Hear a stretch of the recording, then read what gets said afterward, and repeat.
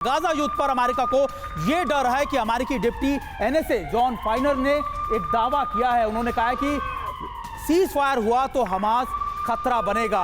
हम युद्ध विराम के लिए दबाव नहीं बना सकते, ये उन्होंने स्पष्ट कहा है, क्योंकि अगर सीज फायर हुआ तो हमास एक बड़ा खतरा बनेगा।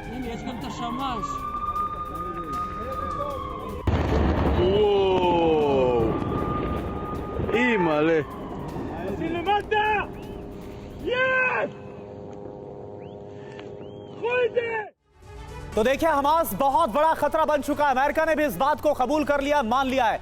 जॉन फाइनर जो कि डिप्टी एनएसए हैं अमेरिका के, उनकी तरफ से क्या कहा जा रहा है? हमास गाजा में शासन नहीं कर सकता है, यह बात डिप्टी एनएसए की तरफ से कही गई। और क्या बोला जा रहा है? गाजा में इजराइल का ऑपरेशन सही है, यानी कि डिफेंड करते हुए इजरायली ऑपरेशन को नजर आ रहे। जंग रुकी तो हमास फिर से बड़ा खतरा बनेगा। हमास खतरा ना बने, इसी मकसद से इजराइल लगातार हमास का खात्मा कर रहा है। बिल्कुल, देखिए, अमेरिका भी अब ऐसा लगता है कि दबाव में आ रहा है इजराइल के, और इजराइल की हर वो बात मान रहा है। तिवारी सर, देखिए, अगर देखा जाए तो ऐसा लग रहा था कि शायद अमेरिका ही होगा जो इस युद्ध विराम के लिए आगे बढ़ेगा, लगातार इजराइल पर दबाव बनाएगा, लेकिन अब हो क्या रहा है? अब हमास के खतरे को अमेरिका भी महसूस कर रहा है, और इसी वजह से कह रहा है कि देखिए, युद्ध विराम अब आगे करना बहुत संभव नहीं है। सुमित, देखो, ये जो अमेरिका के स्टेटमेंट आप पिछले एक महीने से देखो तो कुछ आ रहा था कि रुकना चाहिए, लेकिन ये शुरू से ही क्लियर था कि इजराइल अमेरिका की सुनने वाला नहीं है।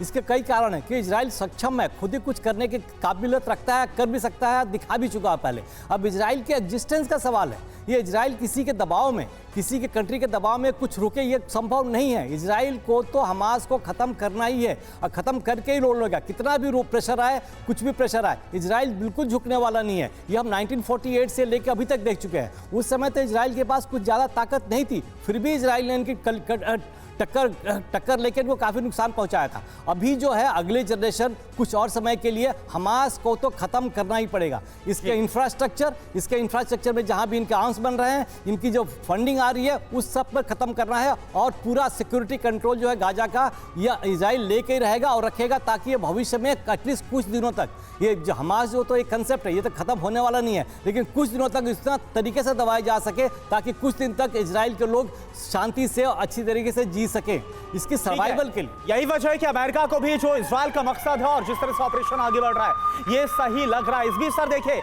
बड़ी खबर है, रशिया यूक्रेन वॉर से जुड़ी इस वक्त एक बड़ी खबर आ रही है। ज़ापोरिज़्ज़िया में रूसी सेना पर बड़ा हमला हुआ है। रूस की बख्तरबंद गाड़ी पर अटैक किया गया। तस्वीर आप देखिए।